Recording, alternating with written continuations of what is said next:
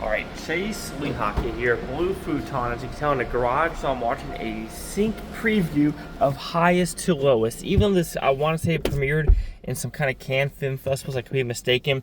But this is Spike Lee's new joint, and it is a remake of the Japanese film from, I want to say, 1963, High to Low.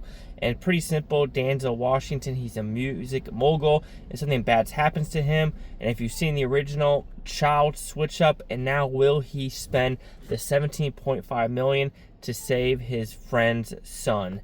So, did I like this film? It was pretty good overall. There were some glaring flaws though with this movie of like maybe trying too hard, or maybe some of the production design was very laughable.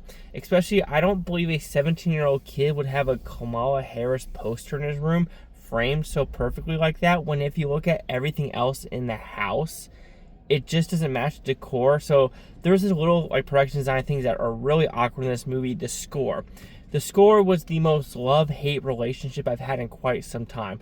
I mean, the score is beautiful. The piano, the melodies, absolutely freaking gorgeous. However, sometimes it goes on for too long, and I just want to hear the dialogue. Where there's it happens between Jeffrey Wright and Denzel Washington in the beginning, is it just keeps going and going. I'm like, I want to hear him talk. I don't want this distraction in the background. And sometimes it did get a little bit jarring where I'm like, okay, I want to hear what these characters have to say to each other. I think the second act is a lot better than the first act. There's this car chase sequence in the middle of the movie that deals with like Puerto Rico.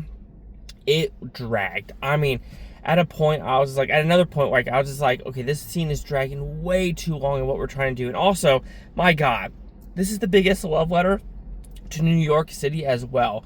And after watching this movie, it's like, I don't think I need to go to New York anymore. Like, I'm done with New York. Like, seriously, end of story. But I think the acting is absolutely superb in this movie. Denzel Washington, Jeffrey Wright, tenfold. Their chemistry is amazing.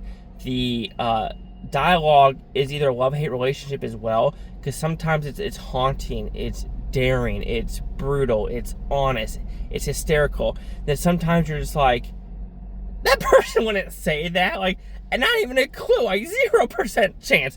So it was another mixed message, but I'd say it's more like 15% of great dialogue, 15% dialogue of like, okay, that's just kind of odd. But I think overall, Highest to Lowest, it is also weird product placement between A24 as well as Apple, who produced this film. Weird what Apple's doing to this movie. It's like only in the theaters for like 3 weeks, and it's going to streaming. And the marketing budget for this movie has got to be 0 to none. But overall, Highest to Lowest, I was a little bit scared to watch this because I love the Japanese film. This film is pretty good. There's some glaring, just weird parts in this movie, especially A$AP Rocky rap sequence at the very end. I was like, what is this? Weird dialogue moments, but however, I thought the score was fantastic. I thought the acting between Denzel Washington and Jeffrey Wright steals the show. And it's a good time. It's one of Spike Lee's better movies that he's made in quite some time. I know people are going to BlacKkKlansman, sure. Way better than Da 5 Bloods, in my opinion. What's his most recent one? You can say Old Boy, Inside Out, Chirac. So, very hit and miss director, but I think this one is more of a hit than a miss. Chase Sock here, the Blue Futon. Like, comment, subscribe. One likes Futontopia. You Blue Futonians, hey, watch for a great day. I'm looking forward to today, tomorrow, a week from a month, a year from now. Every single freaking one of you. Peace and love, peace and love. And what did you think of the Highest to Lowest?